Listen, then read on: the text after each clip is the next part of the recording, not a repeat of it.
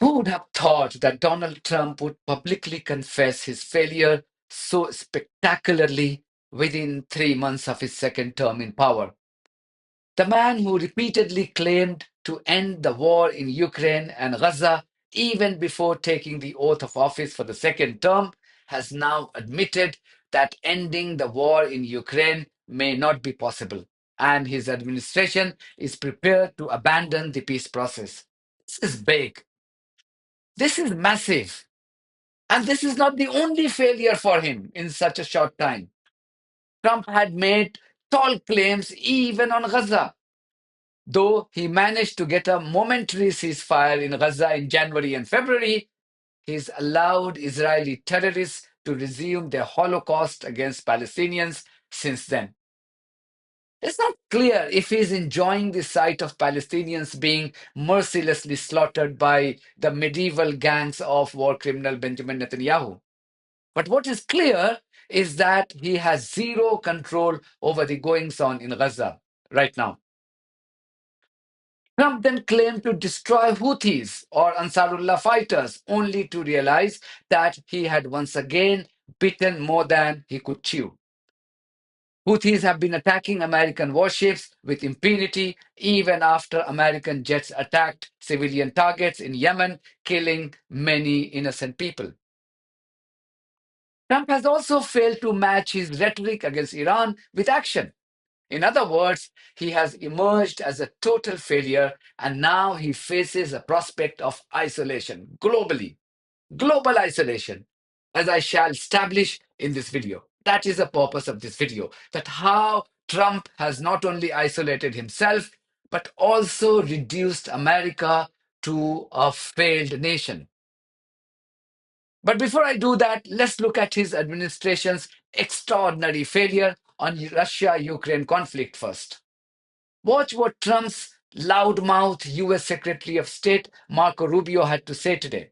I think it's important to remind everybody that the Ukraine war is a terrible thing, but it's not our war. We didn't start it. The United States has been helping Ukraine for over the last 3 years, and we want it to end.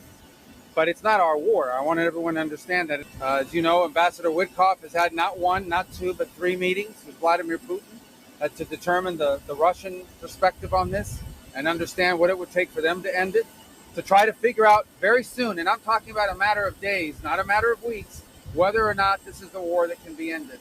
If it can, we're prepared to do whatever we can to facilitate that and make sure that it happens, that it ends in a durable and just way.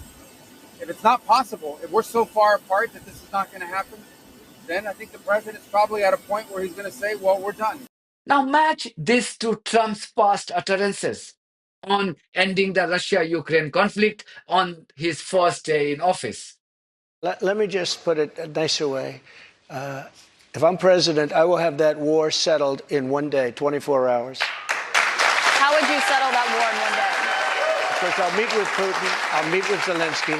They both have weaknesses and they both have strengths. And within 24 hours, that war will be settled. It'll be over. It'll be absolutely over. Do you want Ukraine to win this war? I don't think in terms of winning and losing. I think in terms of getting it settled so we stop killing all these people and breaking down this country. As for Gaza, his real estate tycoon friend, Steve Witkoff, appears to have long abandoned any hopes of a ceasefire for all practical purposes. The guy was soon tasked with holding negotiations with the Russians and Ukrainians before being sent to Oman to talk to the Iranians. This speaks volumes of the talent existing in the Trump administration. A real estate tycoon with zero exposure to diplomacy has been sent to resolve every single conflict around the world. Worse, the State Department spokesperson claimed that Witkoff was the best in the business of holding diplomatic negotiations. I wonder where they get so much of confidence. Of course, of ignorance. Like Steve Witkoff, Ambassador Witkoff, remarkable man, now playing an extraordinary role in trying to achieve world peace. That is maybe not something that was ever on his plate, but it's happening. Talking about Iran, Trump first warned Tehran of dire consequences if it did not stop its nuclear program. What specifically? Well, they can't have a nuclear weapon. Did you mean military action, though, if they don't agree? Oh, if necessary? Absolutely. Yeah. And do you have a deadline for these talks? I do. And You're talking about with Iran? yes. Yeah, I They're do. saying it's Only days later, he stopped using such threatening rhetoric. I wonder why.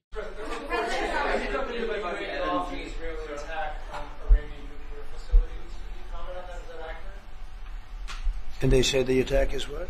That you waved off an Israeli plan to attack Iranian nuclear facilities. I wouldn't say waved off. I'm not in a rush to do it because I think that Iran has a chance to have a great country and to live happily without death. And I'd like to see that. That's my first option. If there's a second option, I think it would be very bad for Iran. And I think Iran is wanting to talk. I hope they're wanting to talk. It's going to be very good for them if they do. And I'd like to see Iran thrive in the future, do fantastically well. His change in tone is perhaps born out of the ongoing developments in the region. Saudi Arabia's defense minister Khalid bin Salman, who is also the brother of Saudi Crown Prince Mohammed bin Salman or MBS, he stunned everyone by arriving in Tehran this week to hold talks with Iran's supreme leader Ayatollah Khamenei and other officials. He even brought a special message from the kingdom for the Ayatollah. Khalid bin Salman tweeted, and I quote, "Upon the leadership's directive, I met with Iran's Supreme Leader Ali Khamenei. During the meeting, I delivered a letter from the custodian of the two holy mosques and conveyed the leadership's greetings. We discussed our bilateral relations and topics of mutual interest." End quote. A statement from the Supreme Leader would be even more devastating for Trump. According to Iran's official news agency IRNA, Khamenei said, and I quote, "We believe that relations between the Islamic Republic of Iran and Saudi Arabia will be beneficial for both countries, and the two countries can complement each other. It is much better for the brothers in the region to cooperate and help each other than to rely on others." End quote. Pay attention to these words. Much better for brothers in the region to cooperate and help each other than to rely on others. I wonder who the others are being referred to here. The visit by MBS's brother to Iran has apparently taken place at the behest of China, a country which appears determined to teach Trump a lesson for imposing excessive tariffs on Beijing. Listen to what Professor Marandi has to say on this unprecedented development. Of course, brother of the Crown Prince, he has arrived in Tehran, and the meetings that he's had so far seem to be very positive. The comments that have been made show that there has been a major shift in the relationship. And we have to keep this in mind that China has played a role in bringing about rapprochement between Iran and the United States, Iran and Saudi Arabia. And it is the opposite of what the United States and the Europeans have always done. They've always tried to divide the region, divide Iran and Russia, divide Russia, Iran, and China. That has been their policy in order to maintain their hold over the global south, the global majority, and this region in particular. Yeah. So there's huge potential for change, and that further marginalizes potentially the United States, the Israeli regime, at a time when they are engaging in a global trade war against the entire world. I mean, Sunni Saudi and Shia Iran coming together with an aim to resolve bilateral differences without the help of so-called others, it can't get bigger than that. That too at a time when motor-mouthed Trump has threatened to attack Iran. What a slap for the Trump administration. And this doesn't end here.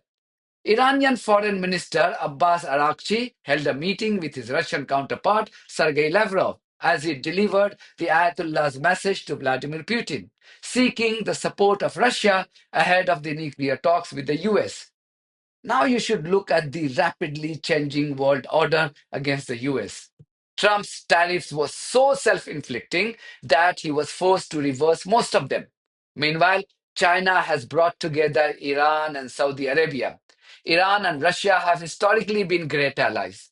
Putin appears to have snubbed Trump over talks with Ukraine. The release of Gaza hostages is far from over. Houthis or Ansarullah fighters of Yemen are as strong as ever. I wonder what Trump would be thinking right now, except indulging in more brainless blabbering.